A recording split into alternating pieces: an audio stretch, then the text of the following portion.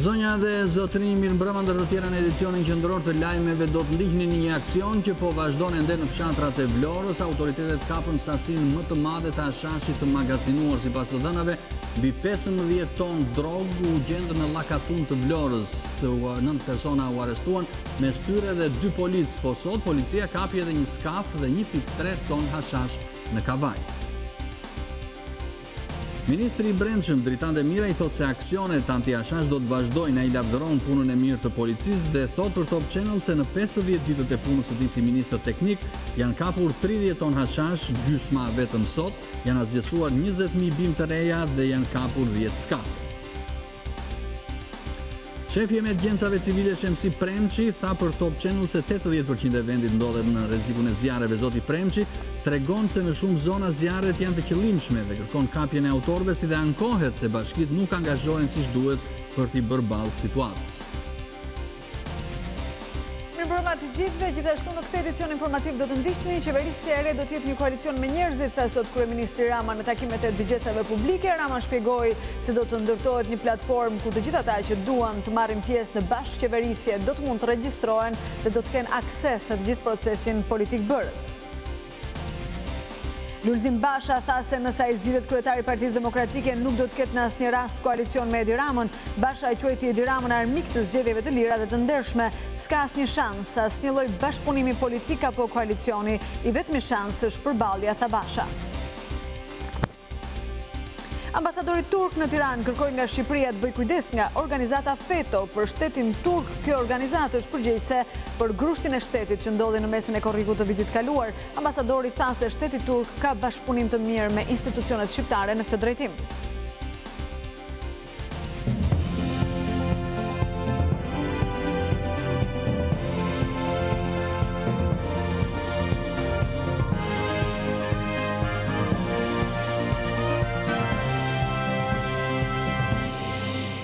Në një aksion që po vijon ende në fshatrat e Vlorës, autoritetet sekuestruan sasinë më të madhe të hashashit të magazinuar. Sasia është rreth 15 ton.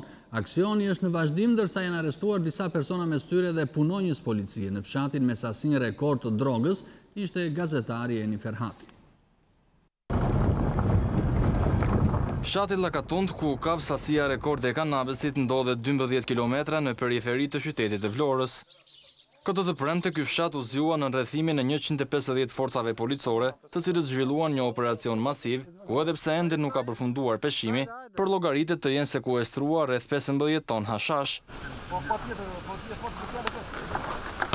Top Channel hyri në një prej banesave ku droga paketohej ose përpunohej për t'u kthyer në vaj ose në formën e çokoladës. Kjo është një prej dhomave të një prej banesave ku policia ka gjetur sasinë rekord të kanabesit. Si të shikohet, ajo ishte përshtatur për t'u tharë lënda narkotike dhe për të ruajtur në kushtet optimale, që më pas të ishte gati për trafikim.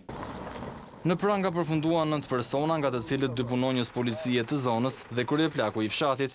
Operacioni është drejtuar nga vetë kryepolici Haki Çako, ndërsa në mesditë policia zbuloi një tjetër sasi fare pranë banesave të kthyer në kapanone. Tu ndodhemi në mahall të Llakatundit, ku policia në vijim të operacionit të nisur që prej mbrëmjes së të entes, ka gjetur dhe një sasi tjetër prej më shumë se 1 ton kanabisi, që ishte fshehur në disa zgavra të fshatit.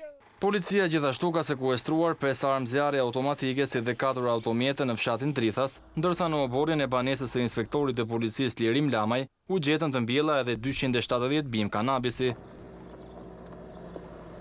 Ndërkohë, plot 1 tonë e 360 kg është kapur nga policia në një operacion të koduar me emrin Pilotët. Gjithashtu sekuestruan edhe 3 automjete, 1 traktor dhe 1 skaf me 2 motor që do të bënte transportin e lëndës narkotike për në Itali. Njëkohësisht me operacionin në Llakatund në orët e para të mëngjesit të sotëm, policia kishte ngritur prit në vendin e quajtur fshati Bago. 2 automjete, konkretisht një Land Rover dhe një furgon, mund të transportonin lëndë narkotike. Mjeteve ju është bërë shenjë të ndalojnë, por ato kanë ecur duke rrezikuar edhe jetën e policëve. Drejtuesit e tyre janë larguar me shpejtësi duke braktisur edhe mjetet. Policia gjeti brenda tyre 1360 kg hashash. Policia më pas arrestoi shtetasit Joni Sadikaj, Roland Hysenbelliu dhe Kejvi Hajdari. 2 bashkëpunëtor janë shpallur në kërkim. Ministri Brendshëm Dritan Demiraj thot se aksionet anti-hashash do të vazhdojnë. Ai lavdëron punën e mirë të policisë dhe thot për Top Channel se në 50 ditë të punës tij si ministër teknik janë kapur 30 ton hashash, gjysma vetëm sot. Janë azjesuar 20.000 bim të reja dhe janë sekuestruar 10 skafe. Me ministrin Demiraj bisedoi Anila Hoxha. Pas bllokimit të më se 15 tonëve drogë të magazinuara në 3 banesa në fshatin Llakatund, Ministri Brendshëm Dritan Demiraj paralajmëron operacione të tjera kundër drogës nga policia e shtetit. Aq më tepër kur sipas zotit Demiraj, gjatë qëndrimit të tij në këtë detyrë janë bllokuar të paktën 10 skafe, që dyshohet se do të përdoreshin për transport të hashashit. Padyshim që ka persona të arrestuar, por jo vetëm persona të arrestuar, por edhe persona që qëndrojnë mas kësaj sasie në nivelet të larta të cilat trafikohen jashtë. Në ditën e vazhdim do kemi operacione tjera të suksesshme, jo ndoshta në këtë sasi, por në sasiera më të vogla. Jam i sigurt që ka depo tjera, të cilat magazinojnë prodhimet e vjetra. Ne jemi të vendosur në maksimum për të zbuluar dhe për të çuar paradrejtësisë gjithë personat të cilët janë përgjegjës për të trafiqe. Përderisa policia po vijon kontrollin e territorit për të identifikuar dhe azgjësuar parcelat e mbjella, a mund të konsiderohet kultivimi i drogës një shqetësim? Janë disa zona shumë të vogla, të cilat po identifikohen dhe menjëherë policia bën azgjësimin dhe djegën, dhe për këtë kemi prova dhe evidenca. Pasi në kohët kaluara ju e dini që ngaherë padrejtësisht policia është akuzuar që nuk e azgjëson, duke hamencuar për veprime tjera. Jo, në këtë drejtim policia e shtetit bën menjëherë identifikimin, azgjësimin, djegën dhe provat. Jemi të vendosur që të pastrojmë përfundimisht policinë e shtetit nga personat cilët kanë qenë apo janë të përfshirë në trafiqe të tilla. Unë mund të them që sasia e mbjedhjes drogës është shumë e vogël, ne po punojmë intensivisht. Ndryshe nga dikasteret e tjera me ministra teknik, ky fakt nuk e kushton as pak Dritan Demirajin që t'i jap merita drejtorit të përgjithshëm Akiçako dhe çdo polici tjetër për aksionin që zbuloi sasinë më të madhe të drogës.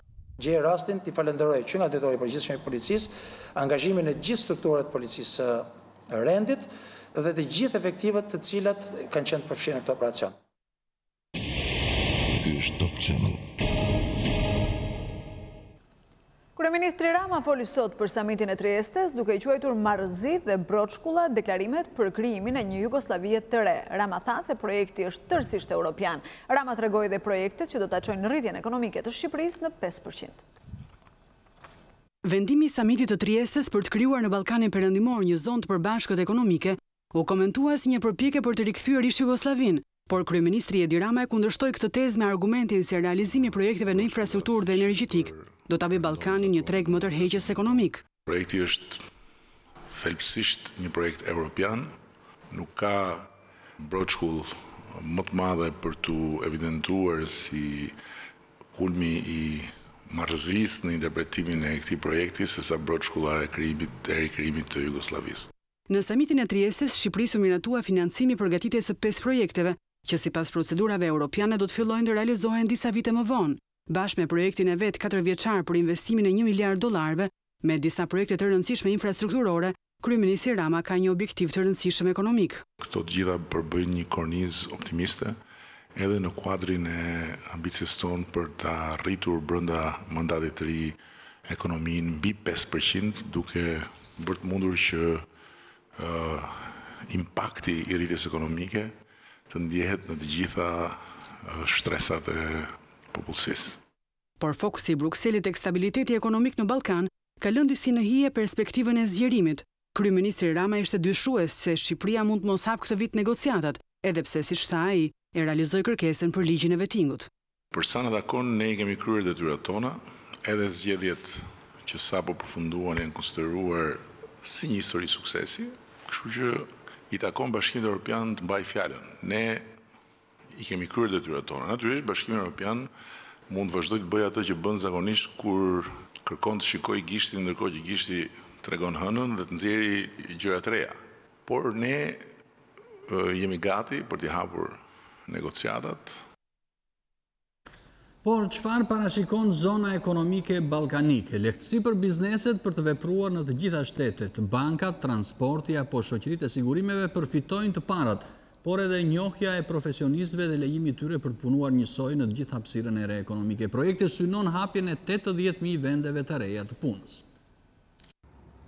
Komisioni Evropian ka bërë për herë të parë publike se çfarë përmban konkretisht projekti i zonës ekonomike të Ballkanit.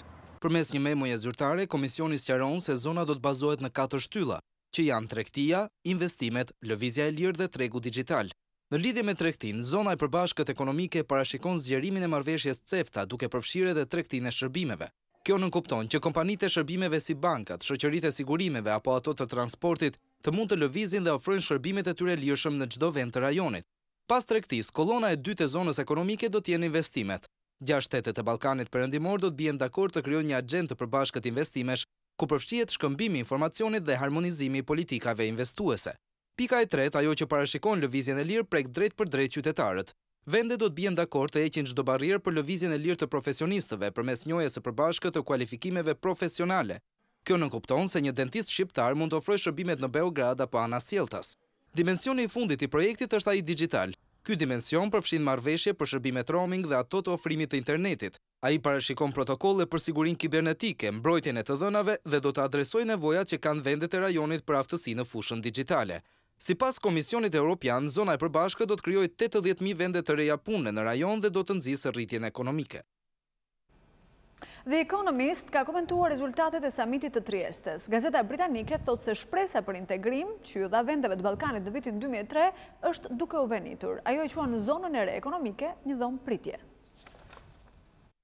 Jahona e samitit të Triestes vazhdon dhe këtë herë është The Economist që analizon marrëdhënien e BE-s me Ballkanin pas takimit të rëndësishëm, të konsideruar nga disa si parathënie të antarësimit të shumë dëshiruar nga vendet e rajonit e nga disa të tjerë si ndihmë që jepet për ta lënë zonën në dhomë pritjeje. BE-ja shkruan gazeta britanike duhet i tregoj Ballkanit se ka ende shansin për aderim. Që në 2003 shteteve të rajonit ju tha se ardhmja e tyre gjendet në Bashkimin Evropian, kujton The Economist. Megjithatë ditët e shpresës për Serbinë dhe aspirantët e tjerë, Shqipërinë, Kosovën, Bosnjën, Maqedoninë dhe Malinezinë janë venitur, të shqetësuar nga grindjet pafund që shënjojnë politikën ballkanike, të përcolluar nga ai që duket se ishte një antarësim i parakohshëm i Bullgarisë dhe Rumanisë në 2007. Liderët europian pa korreks kanë për ta shtrirë klubin e tyre akoma më shumë, sidomos tani që Brexiti shtrëngon ta mbajnë nën frezë zgjerimin. Ballkani ka problematikat e veta, nënvizon gazeta prestigjioze, të cilave i shtohet dhe rreziku i influencës malinje të fuqive të jashtme, por lidhjet e tij ekonomike, politike dhe kulturore me pjesën tjetër të Europës e lënë në hije Rusinë, Turqinë e të ngjashmet e tyre. Shumica e liderëve atje e dinë se fatin e kanë në BE. Kjo krijon hapësirë për një qasje dyfishe, theksohet në artikull. Vëmendje më të madhe me qeveritë që tolerojnë mungesën e ligjit dhe ripërtëritjet e angazhimit të zgjerimit. Lipset të davaritet skepticizmi i rrënjosur pas vitesh të tëra zhgënjimi, përfundon The Economist. E ndoshta nëse i rifiton zgjedhjet e muajit shtator, kancelarja Angela Merkel mund të shpenzojë ca kapital diplomatik në Ballkan. Romana Vlahutin tha sot se zgjedhjet ishin pozitive dhe ka një përparim, por ajo sugjeron që Parlamenti i ri në Vjesht të nisë menjëherë punën për reformën zgjedhore sipas rekomandimeve të OSBE-s. Zonja Vlahutin nuk e ka një datë në lidhje me hapjen e negociatave për antarësim të Shqipërisë, por nga Berati thotë se duhen parë plotësimi kushteve dhe vetëm në fund të vitit mund të ketë një ide të qartë.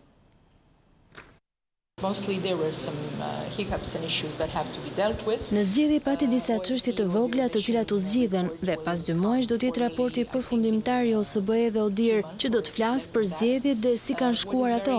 Megjithatë dua të them që ishte një gjë e mirë që të gjitha partitë politike në vend i pranuan me një rezultatet e këtyre zgjedhjeve, po ashtu pati edhe ndërhyrje në KQZ në momentet e duhura. Ajo që dua të them është se në Shqipëri nga një proces zgjedhor në tjetrin kemi patur përmirësime. Përfaqësuesja e Komisionit Evropian kërkon që sa më shpejt të nisë puna për reformën zgjedhore në mënyrë që të vihen në zbatim rekomandimet e dhëna nga OSBE, veçanërisht për depolitizimin e zgjedhjeve. Shpresoj shumë që Parlamenti i ri i vendit të fillojë nga diskutimet për reformën zgjedhore. Reforma zgjedhore nuk mund të bëhet 2-3 muaj para zgjedhjeve, por duhet diskutuar sa më shpejt që të jetë e mundur. Prandaj unë them që duhet të fillojë që në Vjesht. 2 ditë më parë, eurodeputeti McAllister tha se negociatat me Shqipërinë mund të hapen vitin tjetër. Vlahutin nuk kishte një datë të saktë. Ajo përmend kushtet, një prej të cilave është nisja e zbatimit dhe rezultatet e vetingut, por edhe lufta kundër kanabisit. Ne shpresojmë që rezultatet të na çojnë në atë moment kur Këshilli të ketë mundësi të vendosë të hapë negociatat me Shqipërinë. Është shumë herët për të folur, por duhet të shikojmë rezultatet dhe do të jemi më të qartë në fund të vitit. Partia Demokratike kundërshtoi rezultatin e zgjedhjeve në Berat dhe për këtë arsye Komisioni Qendror i Zgjedhjeve rinumëroi disa kuti të këtij qarku. Në fund rezultoi se Partia Demokratike kishte eksaktësisht të njëjtat vota si në numërimin e parë. Rinumërimi ndryshoi vetëm 5 vota, konkretisht 2 më shumë për DSI-n dhe 3 më pak për Partinë Socialiste, të cilës ju hoqën 3 vota për shkak se fletët e numërimit u shpallën të pavlefshme.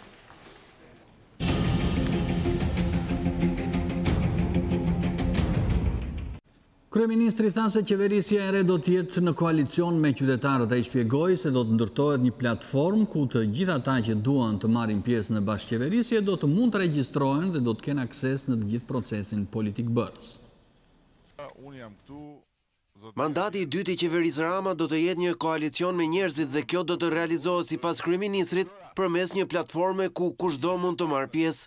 Do të jetë një mekanizëm, një hapësirë ku të gjithë ata që duan të marrin pjesë bashkëqeverisje do mund të regjistrohen si anëtar të koalicionit dhe do kenë akses në gjithë procesin politik bërës dhe vendimarrës të qeverisë, do kenë mundësinë të thonë fjalën e tyre.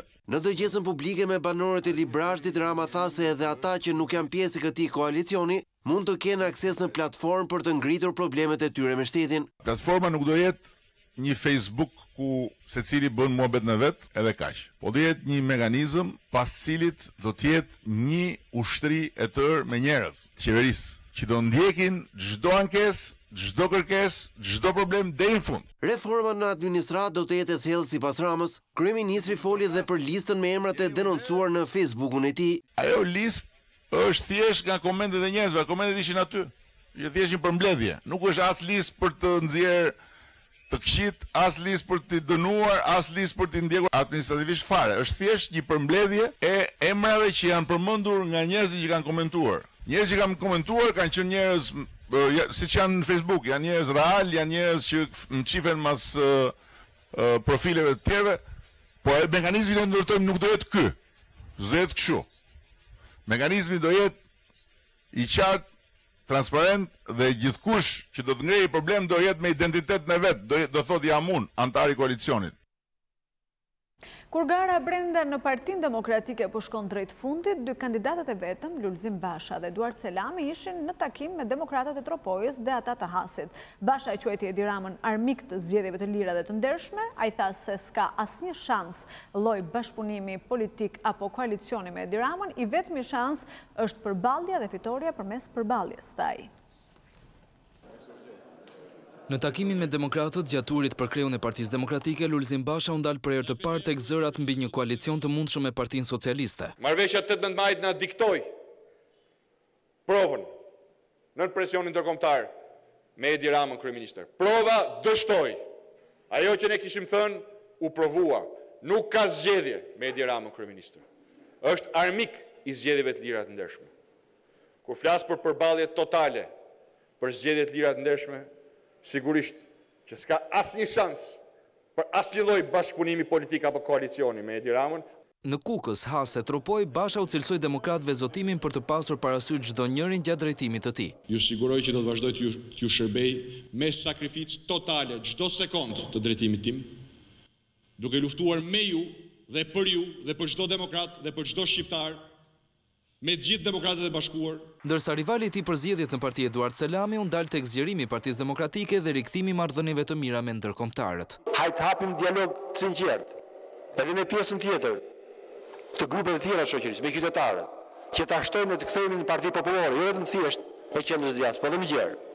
Hajde të krijojmë një dialog edhe një herë të sinqert dhe të rikthejmë besimin e partnerëve tanë ndërkombëtar që sot nuk e kemi. Na dolën kundër në mënyrë më flagrante, për shkak të gabimeve tona. Koço Kogdhima, kryetari i Partisë Zgjidhja, i kërkoi prokurorisë hapjen e të gjitha kutive të votimit dhe dërgimi përpara drejtësisë të gjithë numëruesve të cilët kanë kryer shkelje. Kjo sipas zotit Kogdhima bazohet në faktin se në 64 kuti votimi të hapura, vetëm në 7 prej tyre kanë rezultuar të dhëna të sakta.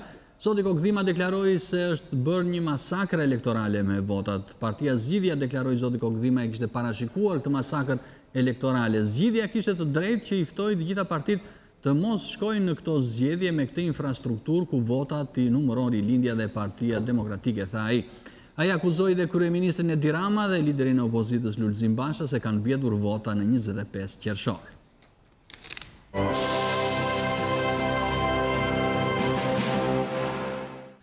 Ndërsa presidenti amerikan ndiqte sot në Paris festimet me rastin e ditës së Bastijës, në Washington vazhdojnë debatet lidhur me rolin e djalit të tij të madh tek ndërhyrja e Rusisë në zgjedhjet amerikane. Debatet janë përqendruar tek një shkëmbim emailësh me Donald Trump Jr. në të cilat ai pranon ofertën e një avokate ruse për t'u takuar. Ilir Ekonomi na sjell zhvillimet e fundit.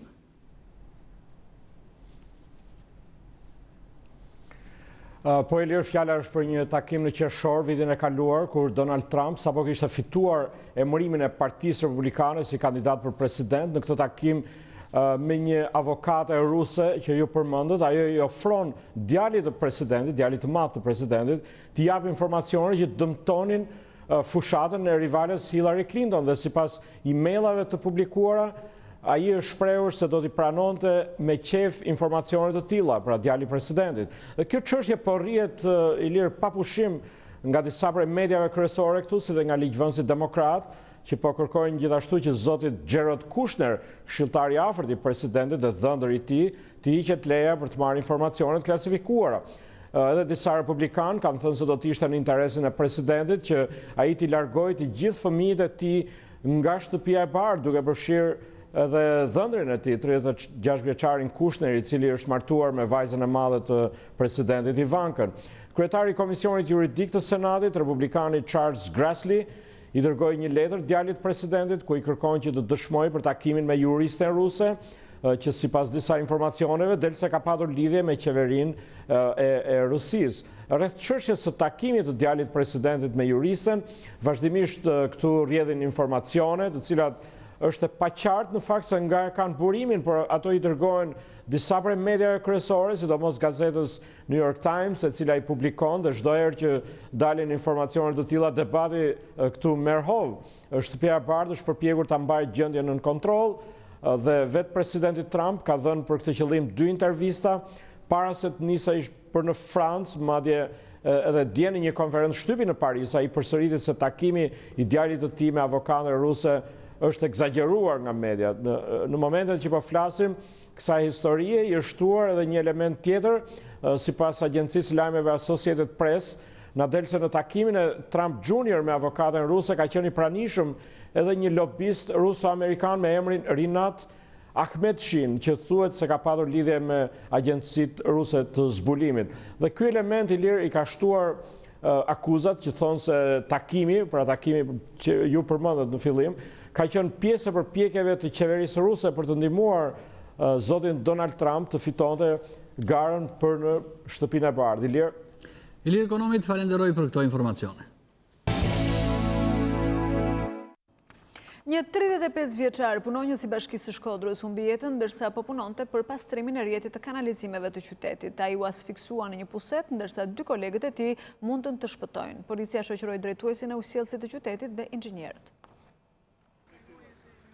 Një punonjës i ndërmarrjes së usjellës kanalizime mbeti i vdekur si pasojë e asfiksimit dhe 2 punëtorë të tjerë janë dëmtuar gjatë kohës që po pastronin një puset të ujrave të zeza në periferi të qytetit të Shkodrës pranë Kolegjit Turk. Viktima është Kletos Celku, 35 vjeç, ndërsa të dëmtuar kanë mbetur 2 kolegët e tij. 3 punonjësit kanë hyrë për të pastruar një puset dhe aty kanë mbetur të bllokuar. 2 punëtorët kanë mundur të dalin gati të asfiksuar, ndërsa 35 vjeçari Kletos Celku është nxjerr pa shenja jete. Fillimisht u mendua për kontakt me rrymën elektrike, por pasi të plagosurit dhe viktima janë dërguar në spital, është arritur të kuptohet nga mjekët se shkaki i ngjarjes është bërë asfiksimi. Asfiksia, s'kan pas asnjë problem tjetër. Janë bërë gjitha ekzaminimet me eko, me grafina, nuk ka rezultuar asnjë problem për ta. Për këta 2 tjerë. Ndërsa tjetri ka në urgjencë i vdekur. 2 tjerë e kanë pas thjesht asfiksin nga të kuptohet grop septike, po problem. Janë bërë ekzaminimet, nuk ka rezultuar asnjë problem. Është bërë ekoja, është bërë grafia, po problem. Grupi hetimor në vendin e ngjarjes vazhdon hetimet për të parë nëse janë respektuar kushtet teknike të punës. Një magazin me ambalazhe u dogj plotësisht orët e para të mëngjesit në Gjirokastër. Zjarri i rënë rreth orës 4 ka përfshirë edhe një furr buke që falë ndërhyrjes forcave zjarfikse arriti të shpëtojë.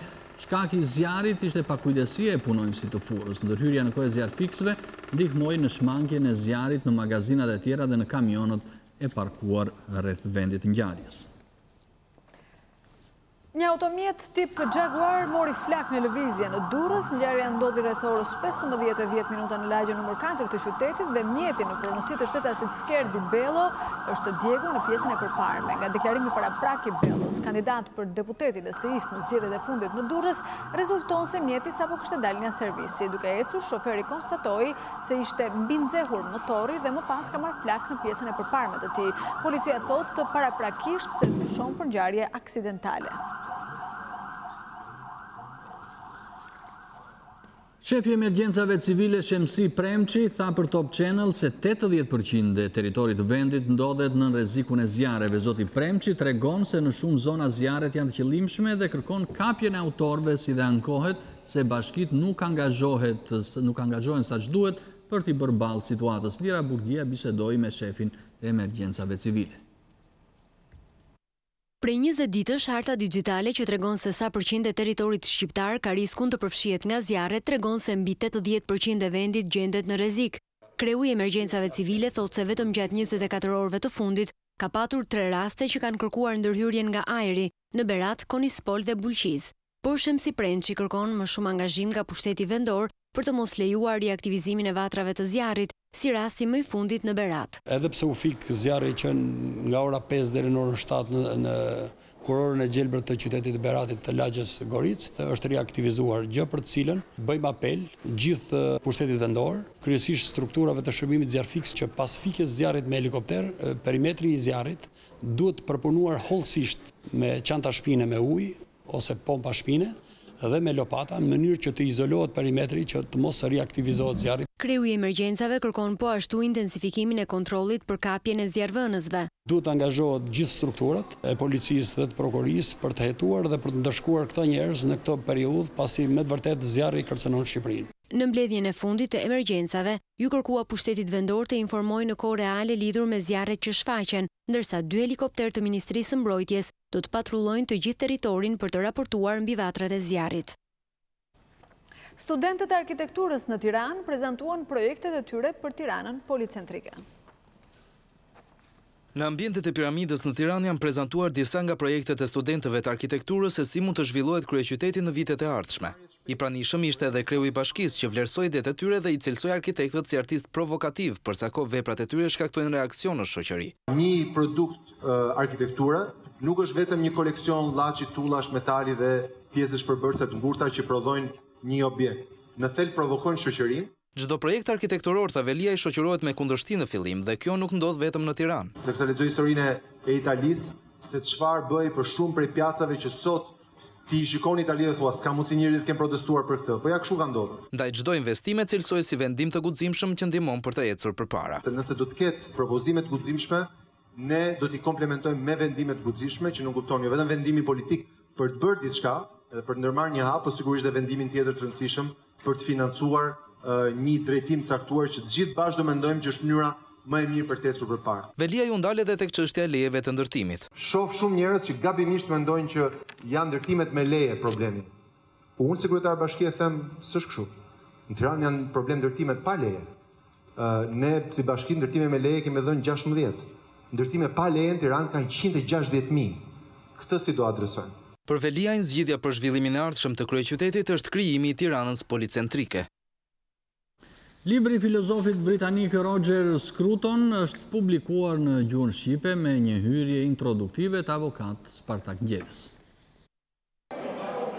Promovimi i librit të filozofit të famshëm anglez Roger Scruton, Filozofia moderne nga Aristoteli te filozofia analitike, qeli si parin e vendimit të Universitetit Evropian të Tiranës për të hapur një katedër të filozofisë analitike dhe futjen e këtij libri si tekst të detyrueshëm për të gjitha fushat e studimit. Ne kemi një problem në Shqipëri, të paktën të diversitetit ose të pluralitetit të shkollave. Ka dominuar vazhdimisht shkolla filozofike kontinentale dhe ne kemi pasur qasje të filozofisë analitike, por asnjëherë ajo nuk është strukturuar. Momenti erdhi, ky manual, grupi i filozofëve në UET dhe vendimi jon administrativ për të përqendruar në departamentin e ri të shkencave humane seksionin e filozofisë analitike, mendoj që është një ngjarje e rëndësishme akademike. Ne ende jemi një shoqëri e palagur nga racionalizmi. Shkollat shqiptare nuk janë racionale sepse janë narrative. Mungon gjykimi konceptual në të gjitha tekstet që janë shkruar nga shqiptarët. Ky libër filozofik, i cili po ju jepet në dorë, mund të sjellë këtë risi, që e shikon filozofinë moderne nga një optikë e caktuar, që është filozofia analitike. Të gjithë filozofinë klasike e konsideron ngushëllim dhe jo një përpjekje për të vërtetën. Skruton ishte në Tiranë një vit më parë, i ftuar nga UET, ku edhe u nderua me titullin doktor honoris causa. Ambasadori turk në Tiranë kërkoi nga Shqipëria të bëjë kujdes nga organizata FETO. Për shtetin turk, kjo organizatë është përgjegjëse për grushtin e shtetit që ndodhi në mesin e Korrikut të vitit kaluar. Ambasadori tha se shteti turk ka bashkëpunim të mirë me institucionet shqiptare në këtë drejtim. Në përvjetorin e parë të grushtit të dështuar të shtetit në Turqi, ambasadori i këtij vendi në Tiranë, Hidayet Bayraktar, theksoi rrezikshmërinë e madhe të organizatës FETO, e cila është bërë përgjegjëse nga Ankaraja zyrtare për ngjarjet e 15 Korrikut 2016. Ambasadori Bayraktar u ndalte tek shtrirja e organizatës së drejtuar nga Fethullah Gülen edhe në Shqipëri. Presidenti ynë Erdogan edhe në intervistën e dhënë për Top Channel e ka theksuar që pala shqiptare duhet të jetë e kujdesshme në këtë gjë. Sigurisht që ne duke qenë një aleat strategjik me Shqipërinë, dëshirojmë që në një vend mik si Shqipëria të mos ndodhi dhe të mos përsëriten ato që ndodhen në Turqi më 15 Korrik 2016. Ne thjesht e paralajmërojmë dhe rekomandojmë në mënyrë vëllazërore dhe miqësore që në Shqipëri të mos përsëriten ngjarjet e hidhura siç ndodhen në Turqi. Ndër të tjera i u ndalte te bashkëpunimi me autoritetet shqiptare për largimin e kësaj organizate nga vendi ynë. Vazhdojmë bashkëpunimin me funksionarë të sigurisë, policisë dhe gjyqësorit dhe jemi të kënaqur nga ky bashkëpunim. Kjo çështje trajtohet edhe në nivelet më të larta. Edhe ambasada jone shpreh këtë çështje në institucionet shqiptare, edhe ministrit përkatëse kanë një bashkëpunim në këtë fushë, ka dhe shkëmbim informacioni. Ashtu siç FETO-n po e pastrojmë nga Turqia, ashtu ngadalë, ai do të pastrohet me të gjitha vendet e tjera të botës. Ne kemi një bashkëpunim dhe nuk dëshirojmë që FETO të ketë bazën e vet edhe këtu në Shqipëri. Ambasadori i Turqisë në Tiranë rikonfirmoi edhe një herë atë që deklaroi presidenti Erdogan në emisionin Top Story, se shumë shpejt në Shqipëri do të nisë aktivitetin e tyre shkollat e fondacionit Marif, të cilat janë të mbështetura nga qeveria e Turqisë.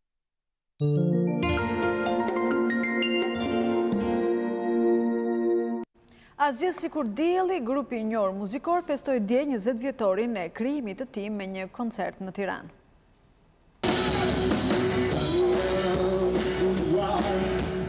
Publiku i Tiranës i kishte pritur prej kohësh në një koncert të tillë.